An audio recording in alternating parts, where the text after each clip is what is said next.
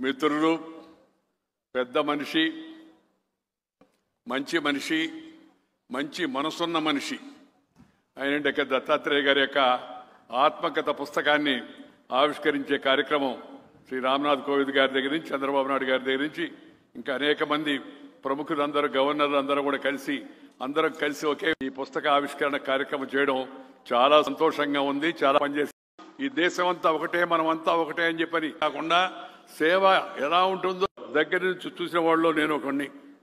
ఆయన వ్యక్తిగత జీవితం అంటూ ఏమీ లేదు. ఆయన జీవితమే ప్రజల జీవితమే తన జీవితంగా, ప్రజల కష్టాలే తన కష్టాలుగా, వాళ్ళకు వచ్చే నష్టాలే తన నష్టాలుగా భావించి ప్రజలతో అనుక్షణం పెనవేసుకుపోయినట్టు జీవితం శ్రీ బండారు దత్తాత్రేయ గారిది. గంజిలో పేదరికంలో పుట్టి పెరిగి తన కష్టంతో, తన నిజాయితీతో, తన విలువలతో ఉన్నత స్థానానికి చేరుకున్న స్వభావ రీత్యా ఇంకా గంజి మనిషిగా